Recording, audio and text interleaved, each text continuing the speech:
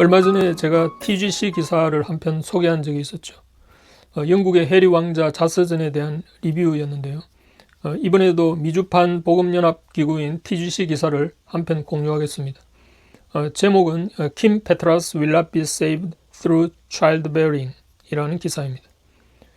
굳이 번역하자면 킴 페트라는 출산을 통해 구원받지 못할 것이다 는 말입니다. will not은 아주 완고한 부정이기 때문에 절대 그럴 일은 없을 거란 건데요. 어떤 내용인가 하면 최근 Unholy라는 팝이 빌보드 차트에서 1위를 차지했는데 샘 스미스와 킴 페트라가 이 노래로 그래미상을 수상하면서 시상식에서 불렀다는 그런 언급으로 글이 시작됩니다. 문제는 두 가수가 모두 생물학적으로는 남자인데 스미스는 남성도 여성도 아니라는 non-binary를 자처하는 사람이고요. 페트라는 성전환을 해서 여성으로 자처하는 인물입니다. 게다가 이 노래 자체가 매우 선정적이고 비도덕적인 내용으로 가득 차 있는 곡인데 방탄소년단을 제치고 65회 그래미 어워드를 수상했다는 점입니다. 이 글을 쓴 필자가 주목하는 점은 바로 이 같은 오늘날의 방탕한 세태를 고발하면서 성경 한 구절을 끄집어내어서 그것에 대한 해석을 오늘날의 이런 세태와 관련시키고 있습니다. 뭔가 하면 바로 디모데전서 2장 15절 말씀인데요. 그러나 여자들이 만일 정절로서 믿음과 사랑과 거룩함에 거하면 그 해산함으로 구원을 얻으리라는 말씀입니다. 그런데 킴 페트라는 자신이 성전환을 해서 여성으로 살아가고 있지만 생물학적으로는 남성이기 때문에 절대로 출산할 일은 없을 것이라는 것이고 그래서 디모데전서의 이 말씀에 비추어 이 기사의 타이틀은 그녀는 해산으로 구원 얻는 일은 없을 것이라고 한 겁니다. 그렇다면 여기에 의문이 일어날 수 있습니다. 독신 여성이나 아이를 갖지 못하는 여자들에게도 구원이 없단 말인가 하는 거죠. 그래서 이 구절에 대한 몇몇 해석을 먼저 소개합니다. 당연히 이 구절은 여자가 출산하지 않는다면 구원을 받지 못한다는 말이 아니기 때문에 일단 이 해산을 통한 구원의 의미를 어떻게 해석하느냐 하는 면을 필자는 본론에서 다루고 있는데요. 그 첫째 해석은 여기서의 구원이 믿음으로 구원을 얻는다는 의미의 구원이 아니라 당시의 헬라어 용법상 안전이라는 의미로 해석되었다는 겁니다. 그래서 여성들은 출산을 통해 안전해질 것이다 는 의미로 해석한 경우가 있지만 그렇다면 출산 중에 사망하는 경우도 있기 때문에 단순히 이것이 출산을 통한 안전의 의미일까 하는 의문을 표합니다. 둘째 해석은 가장 광범위하게 알려진 해석인데요. 이 구절은 일반적인 여성의 출산 행위가 아니라 특정한 출산을 가리킨다고 해석하는 경우입니다. 디모데전서 2장 15절 바로 앞에 두 구절에서 아담과 하와가 미혹된 결과 그 타락해서 구원을 잃은 이야기를 꺼냈기 때문에 바울은 뱀의 머리를 상하게 할 여자의 후손에 대한 약속을 염두에 둔 것이라는 해석이죠. 따라서 바울은 일반적인 여성들의 출산을 통해 구원받는 것이 아니라 예수 그리스도의 특정한 탄생을 통한 구원을 말하고 있다는 겁니다. 물론 이런 구속사적 해석도 가능하지만 그러나 필자는 이 구절을 어떤 특정 출산으로 해석하는 것은 바울이 명시적으로 언급하지 않은 것에 대한 다소 그 해석자들의 논리에 비약일 수 있지 않느냐 하고 생각하는 것 같습니다. 오히려 이 구절은 특정한 출산이 아니라 여성의 일반적인 출산 행위로 보는 것이 더 자연스럽게 읽힌다고 말합니다. 그런 점에서 보면 임신과 출산이라는 것은 남성은 불가능하고 여성 고유의 몸의 기능입니다. 그러니까 여성이 출산을 하는 것은 하나님이 그렇게 여성의 몸을 설계하셨기 때문이라는 겁니다. 그렇다고 출산하지 않는 여성은 여성이 아니라는 말이 아니라 출산이라는 것은 여성의 그 여성성을 상징하는 것이고 또 일반적인 잠재성이라는 말입니다. 이것은 마치 남성이 남성성을 가지기 때문에 여성보다 우선적으로 전쟁에 참전하는 일반적인 특징처럼 여성은 출산과 수유 기능을 가지기 때문에 육아와 자녀 교육에 우선적인 경향이 있는 것과 같다고 할 수 있죠. 이런 성별에 따른 몸의 차이를 통해 그 역할의 구별을 하도록 한 것이 하나님의 창조 질서라는 말입니다.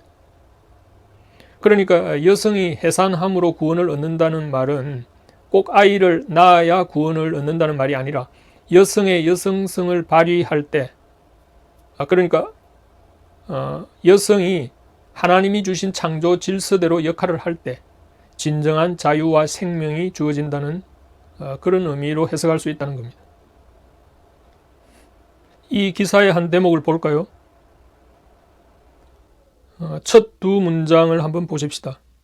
We don't follow God's design because He is a prude who likes to sucker our potential. Rather, we pursue God's design because it yields freedom. 두 문장 다 because라는 이유를 달고 있죠. 그러니까 해석을 자연스럽게 해보면 이런 겁니다. 첫째 문장은 우리가 하나님의 설계를 따르지 않는 이유는 하나님이 우리의 잠재력을 속박하기 때문이라는 거지만, 둘째 문장은 뭐라고 말합니까? 그러나 오히려 우리는 하나님의 설계를 따라야 하는데 그 이유는 자유를 주기 때문이라는 말입니다. 말하자면 이런 겁니다. 물에서 노는 물고기가 마치 이렇게 생각하는 거죠. 왜 하나님은 우리를 물에 가둬두셨지? 우리가 물 바깥에 나갈 수 있는 잠재력을 하나님은 막고 있는 거야 라고 말하는 것과 같은 겁니다. 그런데 사실 현명한 물고기는 이렇게 생각하는 거죠. 아니야, 하나님은 우리를 물 속에서만 자유롭게 살 수 있도록 우리 몸을 설계하셨어. 우리는 물 바깥으로 나가면 죽어. 이 첫 두 문장은 바로 그걸 의미하는 말이죠. 나머지 문장을 보면 His commands function as lanes for us to run in, so we don't stumble. 그분의 명령, 그러니까 여기서 명령은 하나님의 법이죠. 이 하나님의 법은 우리가 달려도 탈선하지 않도록 하는 철도의 레일과 같은 역할을 한다. 제가 도로의 차선을 철도 레일로 약간 의역을 했습니다. He provides these lanes because He loves us and wants us to reach our full potential. 그분이 이런 철도 레일을 주시는 이유는 우리를 사랑하시고 우리가 잠재력을 최대한 발휘하시기를 바라시기 때문이다. 생각해 보십시오. 만약 기차가 두 줄로만 가야 하는 철도 레일이 깝깝하다고 레일을 벗어나면 어떻게 됩니까? 말하자면 마음대로 한다고 자유가 아니고 설계한 대로 해야 자유롭다는 겁니다. 이제 이분의 논지가 분명하죠. 하나님이 여자에게 여성으로서의 잠재력을 발휘해서 자연스러운 여성스러움 속에 자유와 생명을 누리도록 한 그 몸의 설계의 대표적 상징이 임신과 출산이란 겁니다. 바로 이 의미가 여자는 그 해산함으로 구원을 얻으리라라고 한 말의 의미라는 겁니다. 그러니까 여기서 해산이라는 개념은 여성의 여성성을 대표하는 상징적 개념이지 꼭 아이를 낳는 실제적 행위를 의미하는 것이 아니라는 거죠.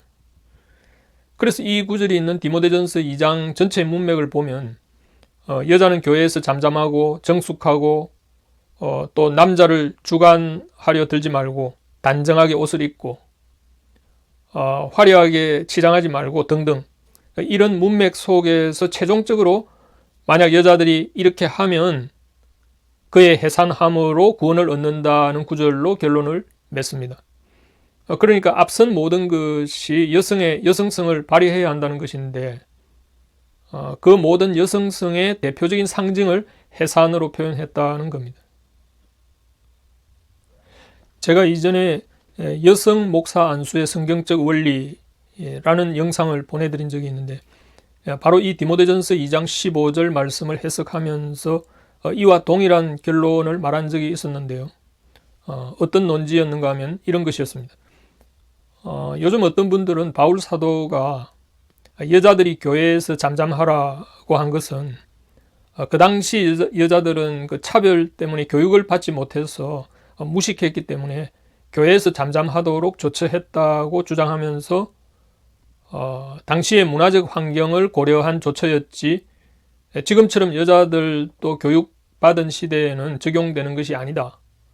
그러니 여성도 목사가 되는 것을 금지해서는 안 된다는 논리를 펴니다. 말하자면 여자가 교회에서 잠잠해야 한다는 것은 시대를 초월한 조처가 아니라는 주장이죠. 그런데 저는 이런 주장에 대해서 조금 다른 견해를 피력했습니다. 뭔가 하면 일단 여성이 교회에서 잠잠하라고 한 것은 물론 교회에서 뭐 입도 뻥끗해서는 안 된다거나 또 여자는 교사나 목사가 되어서는 안 된다는 주장은 아니지만 그래서 저는 심지어 목사 안수를 받지 말아야 한다고 주장하는 것에도 반대하지만 말이 좀 복잡해졌는데요. 그러니까 다시 말하면 저도 여성 목사가 될 수 있다는 것을 반대하지는 않습니다. 그러나 바울 사도가 언급하고 있는 말씀의 분명한 원리는 뭔가 하면 영적으로 여성이 남성을 주관해서는 안 된다는 것인데 이것은 문화적 상황을 초월하는 창조 질서다 라는 취지로 언급한 적이 있습니다. 여성이 교사나 목사가 될 수 있지만 그런 직분을 맡는 것과 여성이 남성을 영적으로 주관하는 것과는 다른 문제라는 겁니다. 에베소서 4장에 보면 그가 어떤 사람은 사도로, 어떤 사람은 선지자로, 어떤 사람은 복음 전하는 자로, 어떤 사람은 목사와 교사로 삼으셨으니 이는 성도를 온전하게 하여 봉사의 일을 하게 하며 그리스도의 몸을 세우려 하심이라 라고 했는데 여기서 특별히 여성을 배제한다는 말씀은 첨가하지 않았습니다. 그렇다면 여성이 교회에서 교사는 될 수 있지만 목사는 안 된다는 논리는 궁색하죠. 그리고 성경에는 신구약 시대를 막론하고 여성 지도자들이 상당수 언급되었기 때문에 여자라고 해서 목사가 되어서는 안 된다는 말은 오히려 성경적이 아니라고 봅니다. 단지 저 개인적인 견해를 좀 첨부하자면 여성이 목사 안수를 받을 수는 있되 당회가 구성된 교회에서는 여성 목사가 취리권을 행사하는 그런 당회장이 되는 것은 한국적인 교회 풍토 속에서는 좀 숙고해야 할 사안이 아닌가 하는 겁니다. 물론 교회 행정 자체가 시스템화된 서구와 같은 교회에서는 이것조차 굳이 남녀의 역할을 따질 필요가 없을 수도 있지만 아직 목사가 사제적 권위를 가지는 한국 교회 풍토 속에서는 여성이 당회장까지 되는 것은 여성이 남성을 영적으로 주관해서는 안 된다는 성경적 원리에 위배될 수도 있다는 생각이 들기 때문입니다. 그러나 아무튼 논지는 이런 겁니다. 여성이 교회에서 어떤 역할을 할 수 있다 혹은 할 수 없다는 시비를 따질 필요는 없다는 겁니다. 오히려 이런 역할에 대한 시비가 아니고 여성이 어떤 역할을 하든 여성이 여성성을 발휘하느냐 아니면 그것을 거부하고 여성이 남성을 영적으로 우위에 서서 오히려 남성성을 발휘하려고 하느냐에 따른 시비. 그러니까 하나님이 세우신 그 창조의 근본 원리를 따르느냐 따르지 않느냐 하는 시비는 따져야 한다는 겁니다. 말하자면 여성이 목사직을 갖느냐 그렇지 않느냐 하는 것은 시대와 문화적 상황에 따른 문제일 수 있지만 여성이 남성을 영적으로 주관하지 못하도록 한 것은 문화를 초월해서 적용되어야 할 창조의 질서라는 겁니다. 혹자는 이것이 여성의 인격을 남성에 비해서 차별하는 것 아니냐고 항변할지도 모르겠습니다. 그러나 이것은 차별이라기보다 공동체의 질서 차원에서 세워진 남녀의 역할의 차이로 봐야 합니다. 이것은 마치 가정에서 자녀들이 부모를 존경해야 하고 또 학교에서 학생들이 선생님을 존경해야 한다고 해서 자녀나 학생이 부모와 교사보다 인격적으로 차별하는 것이 아닌 것과 같은 이치입니다. 이제 결론을 맺겠습니다. 하나님은 남자와 여자라는 두 성으로 인간을 창조한 것은 엄연한 창조 질서입니다. 하나님은 이 두 성을 다르게 창조하셨고 그 다름으로 인해서 그 역할의 차이가 있는 것은 자연스러운 창조 질서로 받아들여야 한다는 것입니다. 물론 인간이 타락하면서 그 성이 왜곡되고 오용되고 있지만 우리에게 주어진 복음은 바로 그 창조 질서를 회복하는 길임을 보여주고 있습니다.